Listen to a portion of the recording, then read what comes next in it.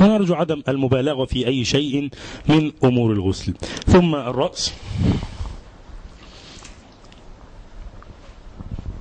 بالأذنين، ثم القدمين،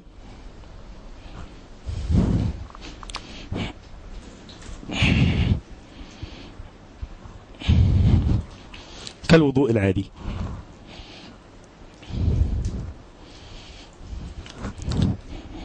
هذا هو الوضوء الأول.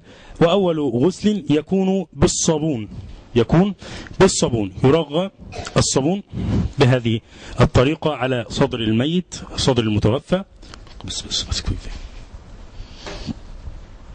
بهذه الطريقة. ثم تغسل رأسه كلها،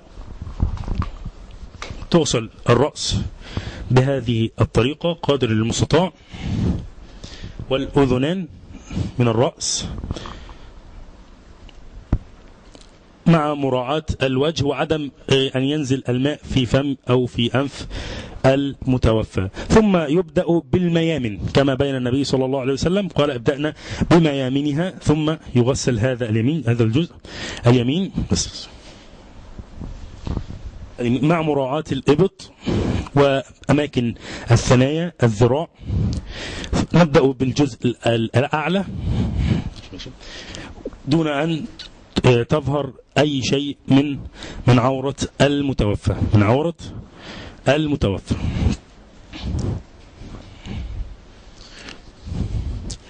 فإذا انتهينا من الجزء الأعلى، نضع القدمين، القدم فوق القدم بمثل هذه الطريقة، ومن يساعد المغسل يذهب من الجانب الآخر ويسحب له يده بهذه الطريقة، ينكشف ظهر المتوفى، ثم يغسل بهذه الطريقة كل الظهر. ماشي، نزله خلاص.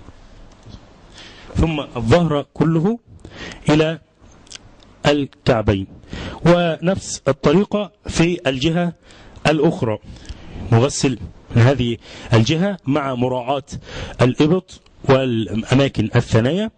وإذا انتهينا من الجزء العلوي كله، نضع القدم اليسرى على اليمنى هكذا، ومن يساعد المغسل أيضا يسحب المتوفى بهذه الطريقة، فينكشف الظهر كما هو مبين دون أن تكشف العورة. فيغسل المغسل الظهر كله حتى القدمين. هذا يعتبر غسل أول للمتوفى. ثم بعد ذلك نبدأ بتعميم الماء كله بالماء، تعميم الجسد كله بالماء، وإزالة ما كان عليه من صابون أو غيره. الصابون ممكن أن يوضع على جسد المتوفى، ويمكن أن يوضع في الكوز الذي يصب منه، وممكن أن يوضع في أي إناء.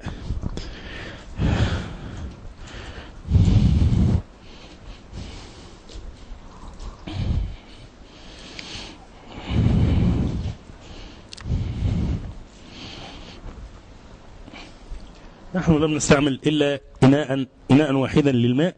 بعض الناس يزيدون في استخدام الماء استخداما مخالفا لهدي النبي محمد صلى الله عليه وسلم، وهذا لا يجوز. قدر المستطاع توفير الماء مع الغسل والتكفين دون أن تظهر العورة.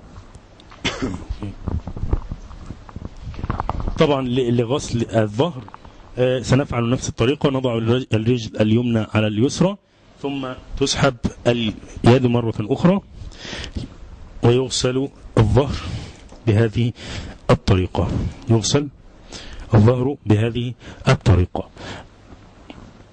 حتى القدمين. والجهة الأخرى كذلك، الجهة الأخرى، الجهة اليسرى للمتوفى يفعل فيها نفس الطريقة. الغسل الثالث والأخير يستحب أن يكون فيه شيء من سدر أو أي نوع من أنواع العطر، يملأ كوز مثل ذلك بالماء،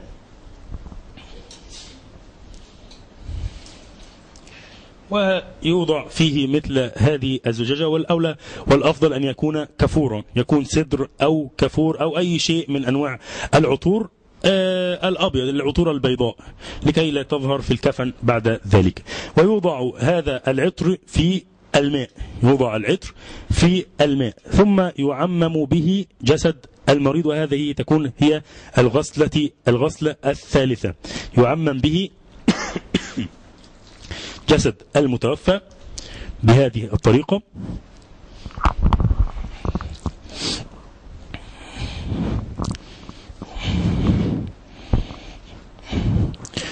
والجانب الآخر مثله بالضبط، نضع الماء وعليه شيء من الكافور ثم يعمم به جسد المتوفى من الجهة الأخرى، ثم نبدأ بعد ذلك في التكفين، في تكفين الميت. طبعا نجفف ترابيزة الغسل مما فيها من ماء.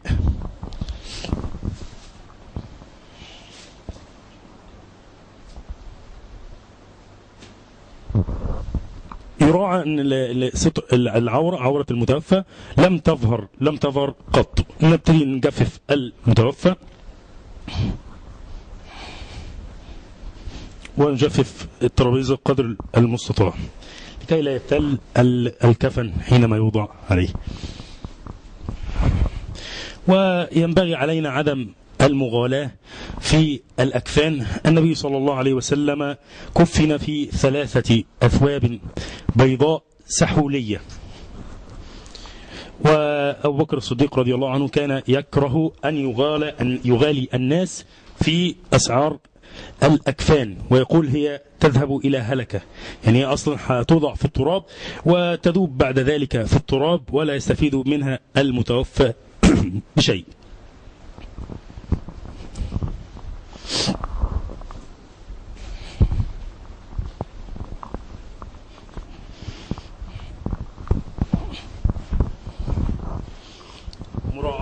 مراعاة طوال الغسل ألا يظهر من المتوفى أي عورة، لا تنظر إلى عورة حي ولا ميت. بعدما جففنا هذه ترابيزة الغسل نأتي بالكفن، والكفن يكون 3 أثواب، والأولى أن يكون مستفيضا سابغا لجسد الميت 3 أثواب بيضاء بهذا الطول يقاس على الميت، ويوضع 3 أثواب مع بعضهم البعض. نمسك طرف الكفن من هنا، ومن يساعد المغسل يمسكه بالطرف الآخر.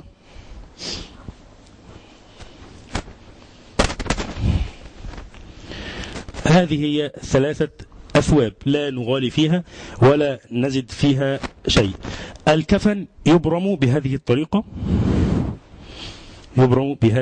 حتى منتصف، حتى منتصف الكفن تقريبا،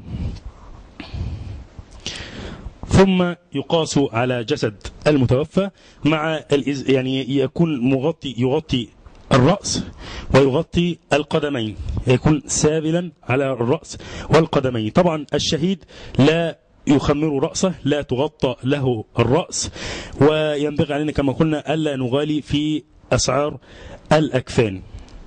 طبعا يحرم على الرجال الحرير أحياء وأموات، لا يجوز أن يكون الكفن من الحرير.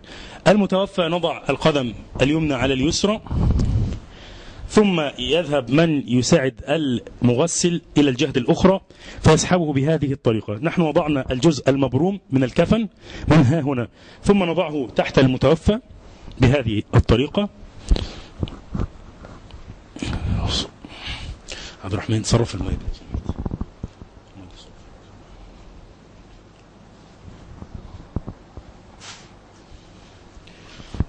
ثم تفك قدم المتوفى، وبنفس الطريقة من الجهة الأخرى يسحب، وبهذا يكون الكفن نزل أسفل المتوفى بهذه الطريقة.